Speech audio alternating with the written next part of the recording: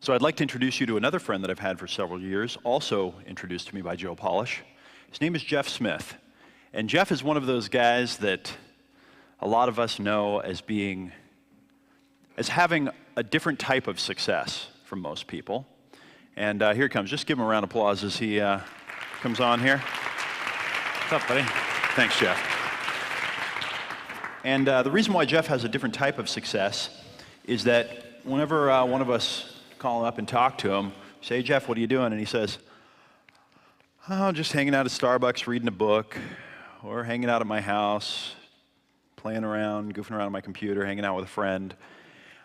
I've never called Jeff or emailed him or anything, and he said, "Oh, I'm too busy. I don't have time to talk to you." Jeff, and maybe we should have a competition between Jeff and Dean Jackson for having the most time off and the best quality of life, and also making the most money in net profit, real money in the bank terms. Jeff has coached over 1,000 business owners. He's been doing business coaching for 10 years plus, has done some very interesting and high-end coaching. Jeff's had a lot of coaching clients that he's charged and have paid him a lot more money than any of us will ever pay for business coaching. Let me put it that way. And he's the founder of the 2X+1 Mastermind coaching program. So one of the things that I like about you, Jeff, is that you're more interested in the evolution of people and the evolution of business than you are in just the techniques and kind of the how-tos. And you focus more on the contextual things and the structures and the conditions and the things that I think are actually more important. Now, you also, though, know the value of the techniques, and you know that it's important to know what to do, and you integrate them, and you zoom from the context to the content and the bigger perspective to the individual. So can you talk a little bit more about that, maybe how you got this perspective and how things kind of came to be? Oh, absolutely, and I think it does really fit in well with what you've shared all week, and I think your philosophy and context is probably the right word. Because I think what we tend to do as entrepreneurs is we're busy and we want to grow our business, and we're going all day long, and so the questions that we ask ourselves are, what else can I do? Or if all this stuff that I think that I have to do, how can I get it done faster? How can I get it done more efficiently, more profitably, or whatever? And I tend to take a step back from that and try to put it in that broader context, which Evan has been doing as well for the entire week. And I think maybe the slightly different context that I put everything in is to start with the question of, how does the business fit into the entire world and into your life? And we often hear the phrase, business is the great game. And the perspective that I take for things is that that's true, but there's a greater game, and that greater game is life. And for all of us as entrepreneurs, we have the freedom to create a business that gives both ourselves as well as all of the people on our team and all of our clients or customers or whatever the case may be, some extra life in one form or another. And yet, I think we leave that out of the equation in terms of all of our decisions. So for example, when I look at a business model and somebody comes to me and they've got the structure for a marketing system that they've put together, and they've got their number of leads and their conversion rate and what it ends up in net profit. The additional thing that I will always add to that, two additional things that I'll always add to that equation are, does that fit? And when I ask, does it fit, I don't say, does it fit into my business plan? I say, does it fit into a context of what kind of lifestyle do I really want this business that I'm creating to provide for me or to provide, for my team? And so I always come at things from that perspective. And I think the exciting thing about it is, if you really think about it, this is probably the first time in human history that we've actually had all the tools to be able to do this. And you go back historically, and if you probably didn't have an entrepreneur per se, but business was generally essentially coercion. If you owned the business, you had a bunch of employees, and the whole deal was to see how much I can get out of them. And now we're at a point with technology and everything else going on that we can actually come together by choice and create businesses by choice that provide a certain type of life for us as well. And so I think that's the piece of the puzzle that we oftentimes leave out as we're really getting down into the nitty-gritty of the day-to-day. And as Evan said, then the next piece of that is to then take it down to the day-to-day and say, that doesn't really mean anything. Like philosophy in a vacuum is completely irrelevant. So then to say, what are the techniques or strategies that I can use on a day-to-day basis to make that a reality, and then tie the two together? It's possible that I think that the question that he just asked might be the most profound question that's been asked in the entire program when considering a business opportunity. How does this opportunity fit into my life? Yeah, or into the lifestyle that I want. And I'll give you an example. Like for myself personally, as I looked at all sorts of different opportunities, one of the criteria for me was I never wanted the sort of business where I would have an office and a bunch of employees and have to manage and whatever else. So you can say, oh, that's fine, but in the context of then my, as in your terms, my alternate currency, or my currency for evaluating the value of any business idea would be, it didn't matter to me how profitable an idea was if that particular idea would require hiring people and putting a staff in place and running something out of my office. The profitability was irrelevant, it didn't fit.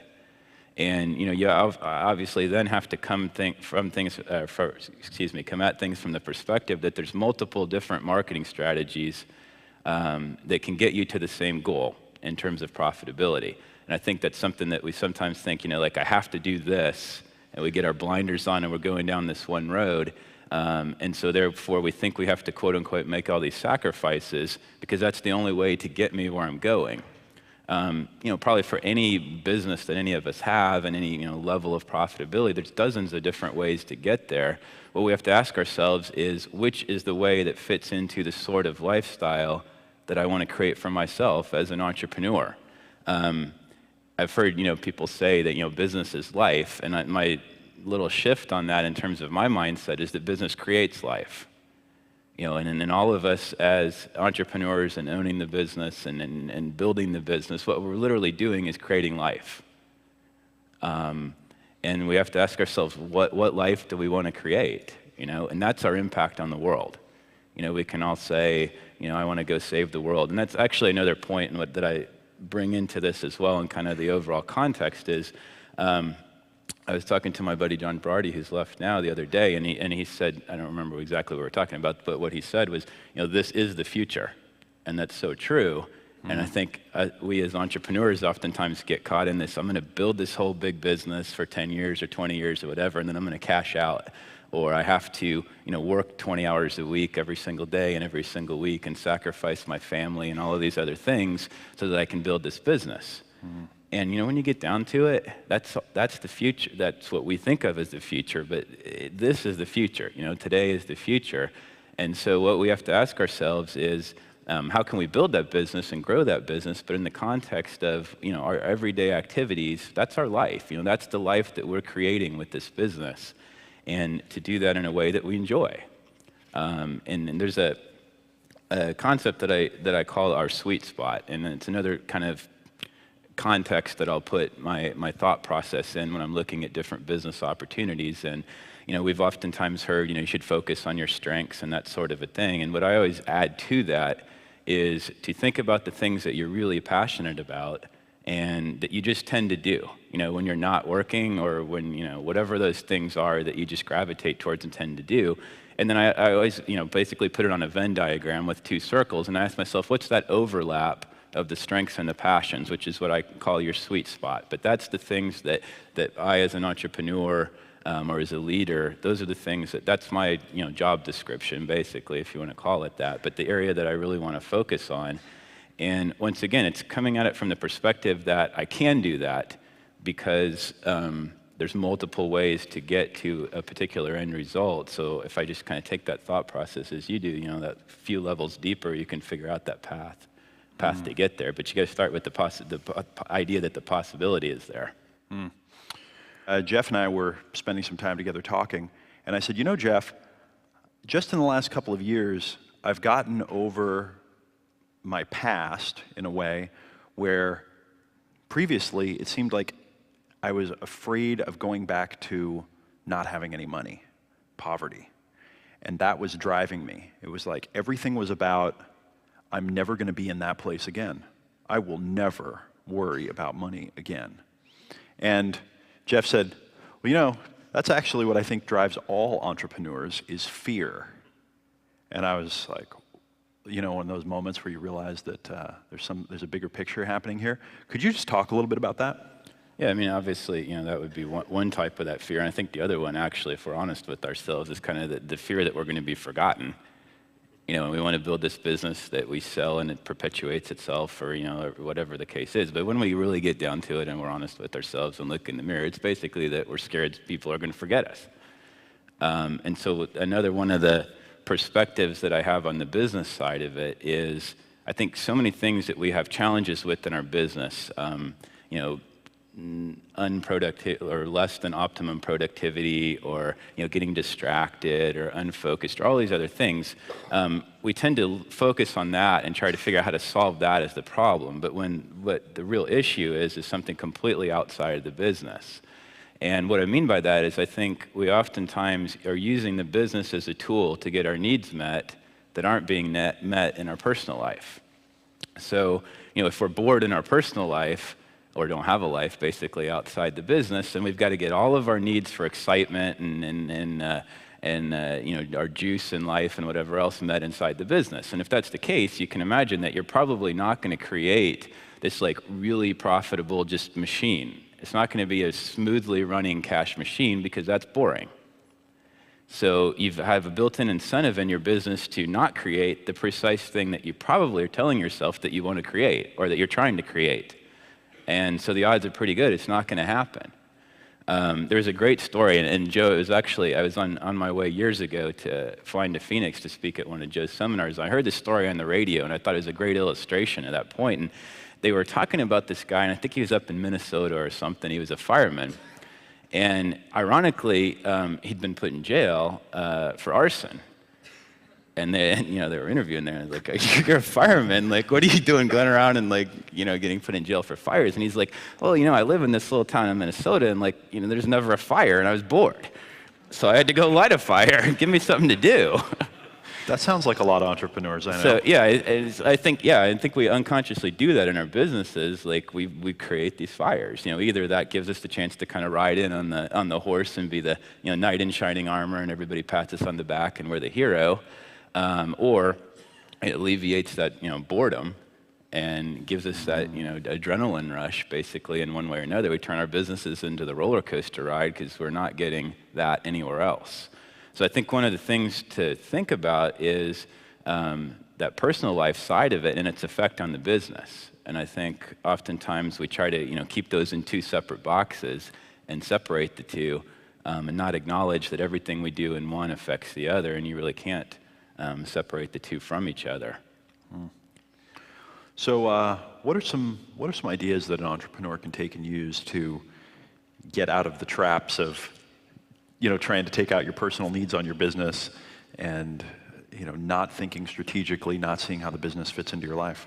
A couple that come to mind, and one of them is actually a question that I rarely hear us as entrepreneurs asking ourselves, and I think it's critically important. That question is, how much is enough? And if we don't answer that question at day one or at the beginning of the equation, then no matter how much we have, it's never enough. We can always have more. And and the initial thing that comes to our mind is how much is enough in terms of money. But beyond that, how much is enough in every aspect? If we're looking at a particular specific promotion that we're doing in our business, how much is enough in terms of that response rate or profitability, where we say, that's a really nice system. Sure, I could probably tweak it, and whatever else to make it a little better, but it's not the best use of my time. So taking that equation and applying it to every aspect, starting on the big picture of our life and our macro perspective on the business, but then taking it down and using it as a part of that context that we do everything else from within. Another idea, and it kind of, go ahead. So, just one sec. Just do this real quick. Ask yourself, how much is enough? And let's just do the first step. How much net after-tax cash per month would be enough to fund the lifestyle that you would like to live? Write it down. How much net after-tax cash per month would fund the lifestyle that you want to live? If you're not writing, you should be. unless you're already there, like Dean Jackson over there, who's like, that's my idea. Would you run to the mic real quick, Dean? Or maybe skip instead of run? Richard wouldn't skip for me. Can we just have Dean just share for just 1 minute? So what's that number? And Dean, maybe would you just talk for literally just 2 minutes and talk about the philosophy of the pool and your own thoughts on this? If you're in a swimming pool and you're in water that's over your head, you're in the deep end, which would mean more than enough water to drown yourself or whatever it is, does it really matter whether that is 10 feet or 1,000 feet deep? You don't know the difference as long as you're in that, pool of water that's deeper than more than enough. And, a great book that I would recommend for everybody to read is a book called The Number by Lee Eisenberg. And have you read that, Jeff? No, I haven't. Okay, well, this is fascinating because he started talking about, he was with Esquire magazine and he got a big amount of money when they were sold. And he was 52 and wondering, is this enough money to last the rest of my life? And he started asking his friends what their number was. That's what he equated it to. How much is enough? And what he found was that A, nobody knew their number. Nobody knew what their number was. And B, that the people who, whatever they had, it wasn't enough. They had $1 million, it was 2. If they had 2, it was 5. If they had 5, it was 10. It was never quite enough. It was always something aspirational. And I'll tell you what, a number that will change your life is to look at what amount of money it would take, net dollars, to run your life for the rest of your life. And I got really curious about that. I asked a golf buddy of mine who's an accountant to run the numbers, and it turns out that if some of you want to look at this number for you, if to net $20,000 a month, net dollars after taxes, indexed for inflation at 3.1% for 50 years, that number is $6,533,000. It's the amount of money that you would have to yield $20,000 a month for 50 years, indexed for inflation, based on a 6.5% annual yield on your number. Now, for some of you, if you know a number like that, it puts everything in context. It puts everything in context. Now it's about getting to that number. At some point, your net worth and your life expectancy are going to intersect. Maybe you're at a point where you don't want to or don't intend on living 50 more years, or you might be at a point where you're going to live 70 more years. Whatever it is, to have a context for what that number is will be amazing. And I started sharing that with some of my friends and found the same thing. Nobody really knows what their number is. And if they don't, they always say it in a way that it's like, well, you know what, I'm never planning on retiring anyway. I mean, I really love I'm not the kind of guy, I couldn't play golf all day, or I really have to work, so I can't imagine not making money. As if that they're two mutually exclusive things. To think about it as either or. I'm either going to have this number or I'm going to continue working. Why can't you have that number and continue to add value to people's lives? It's just a context. That's all I have to say about that. Absolutely. It's a great way of putting it. And it kind of ties in. Thank you very much, Dean. That was awesome. And by the way, guys, as you can see here, we're really, this week, we haven't been talking to it too much, but we're really talking about a bigger picture here. What we're trying to do is create a great life and use business as a tool. If you now think back about everything we've been talking about, what have we really been saying? What have we really been teaching? What do these principles mean really? Right? But I can't say that on Monday, at the beginning of the program, right? We got to work up to that realization. Go ahead. And what Dean was saying, to kind of tie into what we've been talking about, the next thing that I asked myself, and I think it's something that's really an issue for entrepreneurs, is, what does winning mean? And from the context of when you're asking how much is enough, and I think one of maybe the fears that a lot of us have is that we grow this business to whatever this income level is that we're pretty happy with. We have a nice life, things are going along well, our bills are paid, we're doing the things we want to do.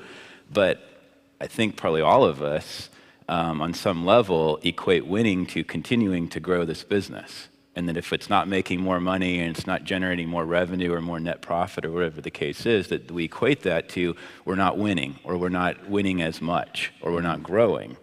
And I think what we need to do is make a shift to say that's not the only way to win, or the only definition of winning. And so we can say, from the macro level, your business can be cruising along on whatever this is. We'll say it's $1 million a year, and you consciously make a decision that funds my life. I'm having a great life, and my method of winning, continuing to win in the business, is not to increase the profit. It may be to decrease my working hours, or have more fun at the office, or create a better environment for my team, or create a more meaningful or profound impact on my customers or my clients. There's like a lot of other ways to win than just growing revenue or just growing our net profit. I think that's kind of this fear that a lot of us have of creating a really good cash machine business that more or less runs on autopilot. Is we feel like, well, then what am I going to do to win, essentially, or to get that feeling of winning that I think we all want, and we probably wouldn't be entrepreneurs if we didn't want that feeling, or have some sort of competitiveness inside of us. And taking that down to maybe a more day-to-day level. Can I talk to the win thing just real quick? Yeah, remember that thought. I have a concept I call the 2 types of winning. And in our culture, we think the word win means 2 completely different things. For some people, win means to beat the other guy. And a lot of people in business are so caught up trying to beat the other guy that they don't pay any attention to actually building a good business and making any profit, because they're so focused on that. And the other type of win is to get what you want. And I think you need to decide, like, where are you in terms of win? What is a win for you? What is your business focused on winning? How do you think about winning? How do you communicate what a win is to your team? Yeah, absolutely. And one of the ways, like on a day-to-day basis in the business, that I look at that or apply that type of an idea is when we're looking at, did we do good today? Or did we do the right thing today? Did we do the most that we could do? And oftentimes we just look at the results. And that basically tells us, did we win or not? Did we make the profit that we wanted to make from this particular, sales letter that we sent out, or, blog post that we did, or whatever the case may be? The interesting thing to think about is there's oftentimes we equate the actions that we took today with these results, but in reality, there's oftentimes a large disconnect in time between those 2 things. The results that we got today, we think of it as, oh, that was a byproduct of I sent out this ad or this sales letter, whatever the case was, today or yesterday or whatever whatever it was, and that's what determined those results. What really determined those results is probably what you did or didn't do 3 years ago or 5 years ago. If you were up at 5 a.m. in the morning and practicing writing headlines and improving your ability to write copy or whatever the case may be, so that whatever that ad was or sales letter that you wrote yesterday was a much higher quality piece of marketing. The real thing that affected the results was what you were doing or not doing, potentially years ago. And so we look at that result and say, did I win or did I not win, today or this week or this month? What I oftentimes try to do is to define winning as I have a system, and my definition of winning becomes, did I follow that system? Or I made a commitment. Did I keep that commitment, independent of what result I got? The results are just a byproduct of the actions that we take, and so I think we get so obsessed with this, defining the winning as the results, but the results are just a byproduct, and we have essentially no control over that byproduct per se, directly. It's an indirect control over it. Yeah, so one of the things that we haven't had the chance to go deeper into here is transitioning our thinking from just focusing on some goal that we want to create to making the goal to create a great journey. Right? So making the goal to create a great journey. And when you hold that idea, it's a little bit abstract. When you hold that idea in your mind, I had the epiphany that I'm probably going to spend the rest of my life in the future. And it's especially important if you have the perspective that, I love my business and my goal isn't necessarily to sell this out and as Dean was saying, to, play golf the rest of my life because I love what I do and maybe it won't be this business, but it'll be some business. Then it's, especially important what you were saying, Evan, to really come at it from that perspective of, what's that journey that's going to be enjoyable to me along the way. One more concept. In terms of specific goals that I would set or not set, or have my team, set or not set, I think one of the biggest mistakes that we make is we have a goal of a result. And so we say, I want to make $100,000 or $1 million, or I want this, marketing system that I'm putting together, this ad that I'm sending out to generate, 27 leads or, whatever that was. Those are all results, and we can never commit to a result. The results are the byproduct of our actions. So I never set a goal to get a result. And when I'm doing what I guess we would call, goals with myself or a team or whatever the case may be, I focus on the action. The action is the thing I can control. The result I can't control, and so I make that shift to then be able to, and then I can say, yes, I did this, no, I didn't do that. It's a very clear, cut and dry sort of a way to look at, what I did or didn't do or what someone on my team did or didn't do. Over the course of a day as well. So I always try to make that shift between the two. And then focusing on the idea that in terms of the results, one of the things that we generally leave out of the equation is the quality of our results or the level of our results is a byproduct of our skills. And, athletes naturally or whatever, inherently do it. Like you look at, say, an Olympic sprinter in a 100-meter sprint, it's a 10-second, or less event, which they may have practiced 1,000 hours, 2,000 hours, 10,000 hours of preparation for 10 seconds of competition. And yet we as entrepreneurs who essentially could, put us in the context of what we really want to be is equivalent to like an Olympic athlete for our business, our ratio in that is exactly the opposite. We've probably practiced 10 seconds and spent 10,000 hours performing, and that's okay if the performance is at the level you want, but if you want to improve your performance, you got to improve the quality of your skills. And so it's a huge thing that I think we all leave out of our equation. We're so busy doing the day-to-day actions, we never take the time to practice. And so structuring into when we're thinking about what are my important things for the day or the week, for myself or for the team, we can all say, oh, it's important to practice, but then getting it down to a specific level. If you want to get better at copywriting, just saying, you know what, this week I'm going to practice writing headlines, and I go down to, Borders or Barnes & Noble, and I grab 50 magazines, off the rack, and I take every single one of those headlines, and I rewrite them to apply to my business. And I invest 2 hours or 5 hours or whatever the case may be doing that. So you've taken kind of a general esoteric concept and said, well, what can I really do with it on a day-to-day basis to know that I'm doing things that will increase the level of my skills? And then, our performance, it feels easy then because we're coming to the table with a much higher level of skills. And so the analogy that I often make is, we set these, and we're taught to set these huge goals. I want to make $10 million and $100 million and blah, blah, blah. Well, it's equivalent to, any of us is, maybe a pickup basketball player. We're going out and shooting some hoop with our buddies on Saturday, and we decide, I'm going to play in the NBA championship, and I'm going to kick some butt. Actually, probably a better example would be, I'm going to go out and play football once in a while on the weekend, and then here's my goal is to win the Super Bowl. Well, I can pretty much guarantee if I'm, playing, an hour every Saturday with my buddies, out in the backyard, and you put me on a football field, in the Super Bowl with some NFL players, I'm in pain really fast. And I can pretty much guarantee you there's no chance in the world I'm going to win. It doesn't matter what affirmations I do, what visualization I do, or anything else. There's no chance. And so I think, what we do, we set all these ridiculous things for our business, and there's obviously nothing wrong with having a lofty goal and ambition and whatever else, but we just have to realize that it isn't happening until our level of skills are equivalent to the level of the outcome that we want to produce. And it may be very disparate, that outcome versus our level of skills. And obviously the encouraging thing then is we have the tools to improve those skills and continue to close that gap between the two. But we get frustrated because we have this, like, I set this goal to make $1 million for the last 27 years in a row, and I've never come close and whatever, and we wonder why.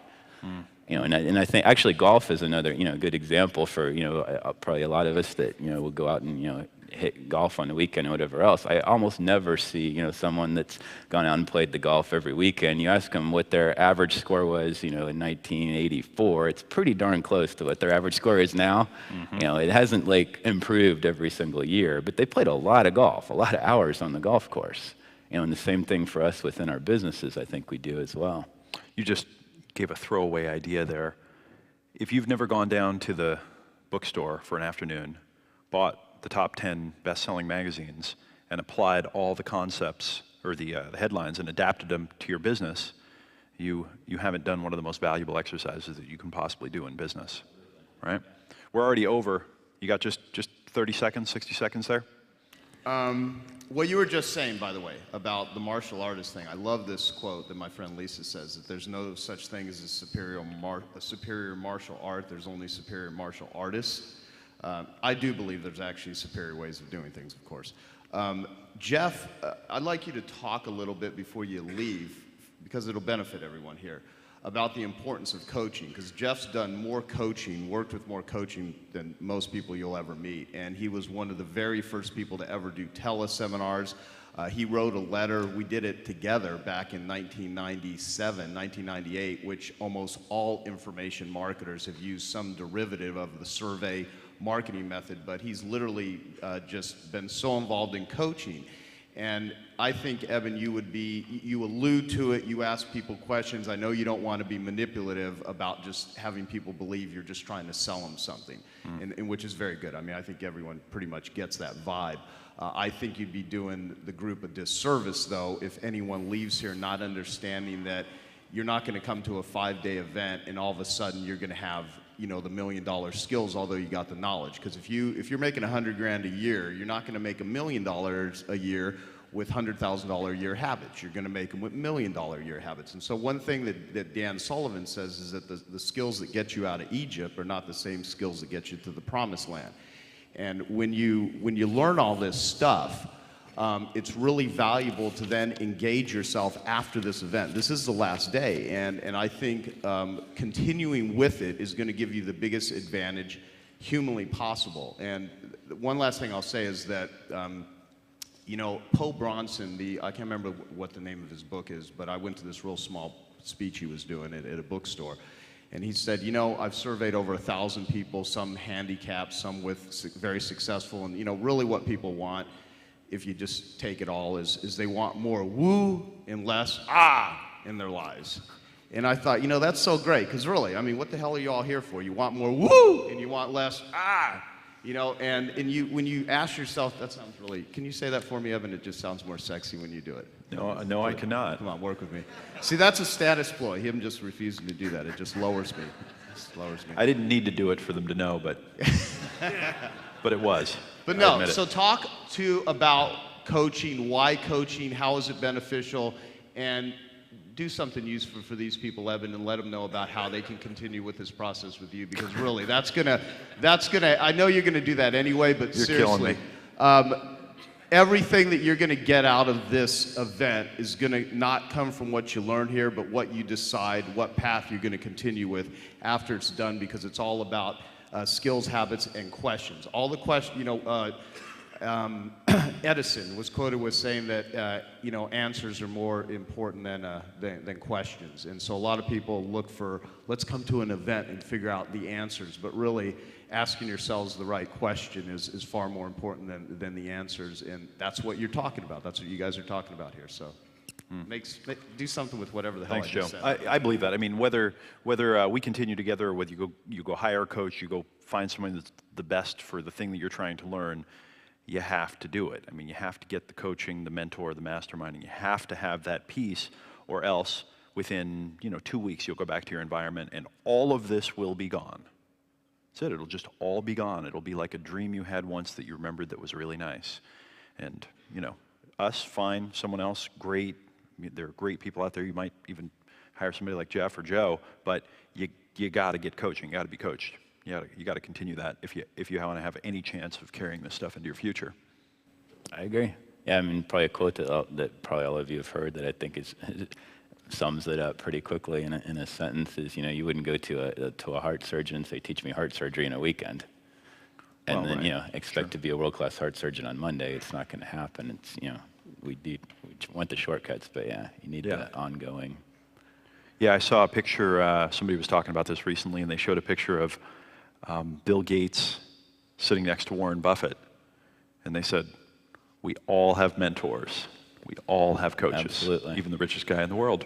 Yeah, absolutely. I guess it's helpful when it's the second richest guy. Just teach him what he learned to do that. But Jeff, thank you very much for coming up here. I really appreciate it. Appreciate Thank it. you. Thank you. Thanks, buddy. Thanks, buddy.